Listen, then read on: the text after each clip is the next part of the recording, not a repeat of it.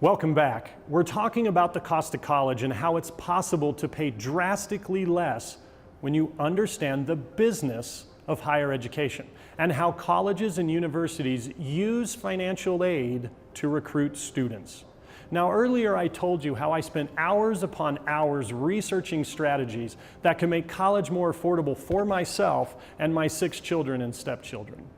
And that proved to be time well spent, as I was able to send my eldest daughter to a school with the cost of attendance of nearly $27,000 for less than $4,000 a year. The first thing you have to understand is that I was only able to achieve this result because I understood and applied multiple strategies all at once. But explaining all of them today simply isn't practical. Today I'm going to explain just one of them, the strategy of appealing a financial aid offer that your child receives from a college or university. I'll explain why appealing works, how to use the appeal letter templates that I'll give you, what situations might come up where you'll want to appeal, and then show you actual success stories of families that saved a ton of money by appealing financial aid offers. Last, but certainly not least, I'll tell you how you can learn all the money-saving secrets I discovered using my College Money Academy online program. Does that sound good? Great, then let's keep rolling. Here's what one parent who applied the lessons I teach in College Money Academy had to say. I just wanted to take a moment to thank you for all you have done for our family. It would not have been possible for my daughter to be awarded a scholarship to top-rated Amherst College without your help. We are both deeply grateful for you. Now, why were they so grateful? Because their daughter received $30,000 per year in gift aid and scholarships that over the course of 4 years will let them keep $120,000 instead of spending it or going into debt for it. That's gigantic. That's life-changing. That is a huge burden off their shoulders. Let's take a look at a specific school for a moment. This university is a private $60,000 per year school. Their own data shows that the average family who was deemed by financial aid calculations to have no financial need was awarded $16,000 per year in gift aid by the school. That's free money.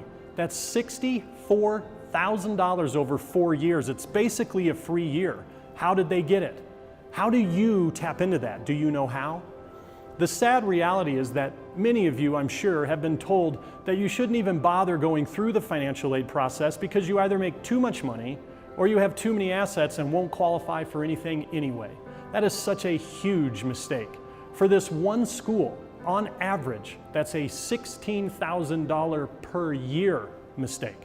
Does a college university mind if you happen to believe that myth and pay the full $60,000?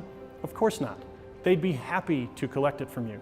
But if you know how to navigate this process, you can set yourself up to be given massive discounts. But what about those students who do have financial need and qualify for need-based aid? These students on average received over $29,000 per year from this university. But what do you think families do when they don't have large income or much money saved? Do they even consider a school with a $60,000 price tag? Of course they don't. And by doing so, they might be missing out on a ton of free help. In actuality, does this school truly cost over $60,000 to attend? Or is there money available for those who know how to get it? You bet there is. And I'm going to show you how to tap into that for your family. I'll come back to this example in a minute.